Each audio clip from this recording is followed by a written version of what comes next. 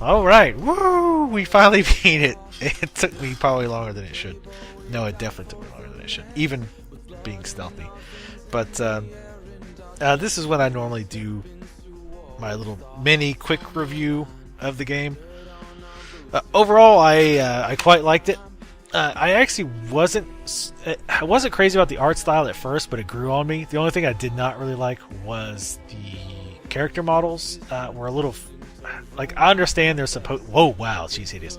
I understand they're supposed to be exaggerated, but like Havelock's arms are crazy long, like freakishly long. Also, thank you, King Mike. And Pharaoh Trick. I can't read your name. Sorry. That lime green and trying to read it on my monitor. Sorry about that. Anyway, I definitely liked it. Art style was okay. It definitely grew on me after a while. The stealth aspect was a little lacking with the whole not being able to use shadows to really hide. The guards being random, it kind of takes a little bit away because a lot of the stealth genre is learning guards' patterns and reacting. These guards acted randomly. It's more realistic, so in that it makes sense. But that combined with not being able to hide in shadows kind of sucked. I kind of think I would rather have had hiding in shadows as opposed to the dark vision. The dark vision seemed like if you're doing a stealth no detection playthrough, it seems like you, unless you want to save and load even more, save and reload even more, you have to have dark vision. It's not an option. Because wow, she looks really grumpy. It's just, I don't know, it's just, you have to have that ability, pretty much. So, which is unfortunate. Again, I'm sure you can beat it without it, doing it that way, but it just seemed like it would be a huge... See, Granny Rag, Susan Sarandon, Callista, Lena Headey, Carrie Fisher. That sounds very familiar. Havelock was the guy from Mad Men, the white guy with the white hair. None of these other names really sound familiar. Obviously, as I mentioned multiple times, Emily was Hit Girl from Kick-Ass. Yeah, real stealth does seem like it's don't upgrade. Don't get upgrades. Leah. Oh. Carrie Fisher, right. I knew that name was familiar. I was like, where do I know that name? Yeah, all the Star Wars fans are like swallowing their own tongues as I say, Carrie Fisher, I don't know who that is. Yeah, some of the people I don't know, like Deadwood. I've never seen Deadwood, which I know might be Last of Us. But at any rate, yeah, the stealth aspect didn't seem to be all that stealthy. That's not necessarily a bad game. I mean, a bad thing. It was just a different type of stealth, I guess.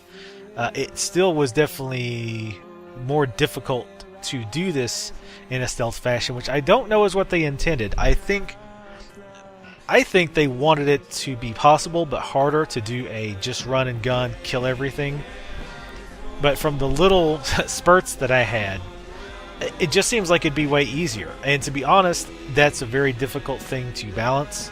If you make it too hard, you screwed yourself. Now, you've killed so many people, your chaos level's so high, you can't even beat the game now. So I think it's a delicate balancing act, and I think it's fine. I've always felt that if they're going to give you multiple ways of playing the game, it shouldn't be they're punishing you for doing it.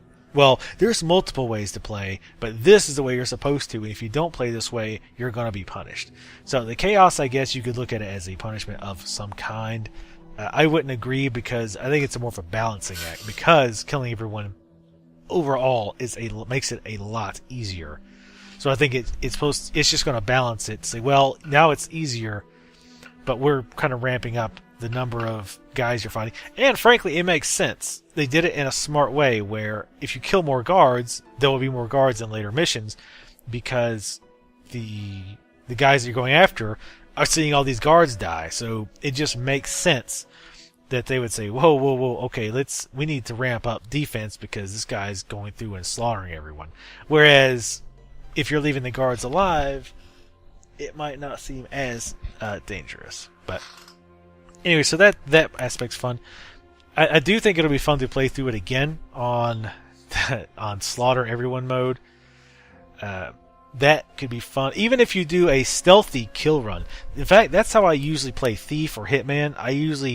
I want to be stealthy, but I want to kill everyone as well. So basically, instead of doing the chokeouts, I would just kill them and put the bodies somewhere.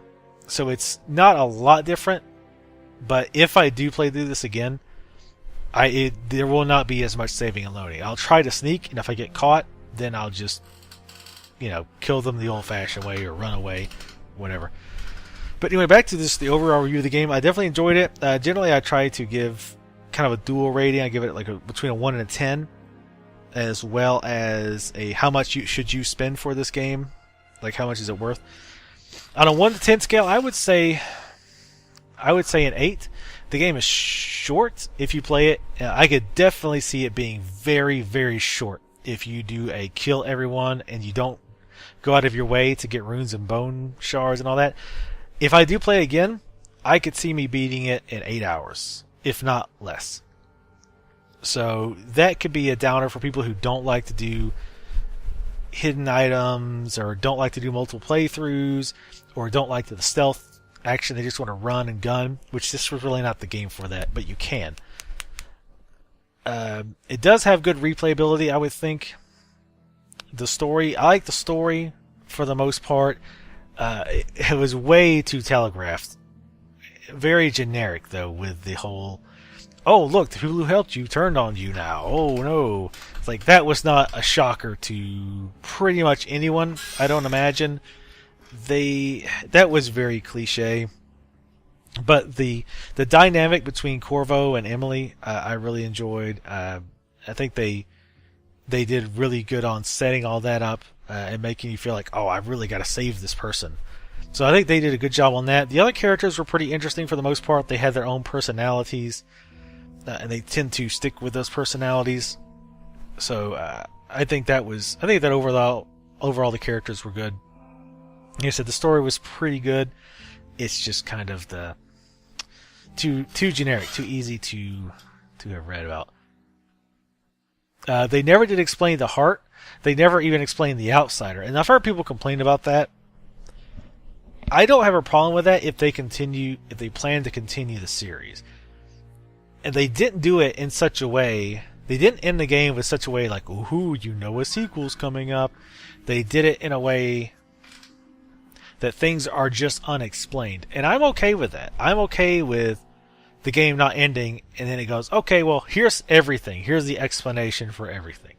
That's fine. I do think, and there might be in the books since I didn't read them yet, there might be more information or more hints as to who this outsider is and why certain people like Granny Rags have these powers. There might be hints to that, and that would be good. That's kind of the Half-Life storytelling mode that I enjoy, where there's hints, and you just have to figure it out yourself. There's a great story in Half-Life 2, but people think it doesn't because you have to kind of put the pieces together yourself. This game obviously wasn't that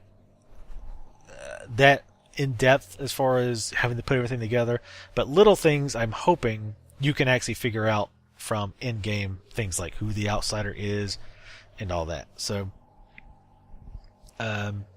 overall, yeah, I enjoyed it. As far as money, how much should you pay for this? It depends. If you're the type who goes through and you're just going to run and gun, kill everything one time, you don't going to waste a lot of time finding the extras, and not play it again, I would say 15 to 20 max. And if you are the type like me who wants to do a stealth playthrough and would very seriously consider doing an extra, basically play it more than once in different fashions, and if you also like to find all the hidden items, I would say 50 is a fair price. Any more than 50 might be pushing it. Just again, depending on how fast you would beat it. But I'd say 50 would be fair if that's the type. Again, if you're the run and gun type, 20 would probably be the most that I would suggest, because you're not going to get a lot of time out of this game. So anyway, you YouTube folks, thanks a lot for watching. I hope that you have enjoyed it.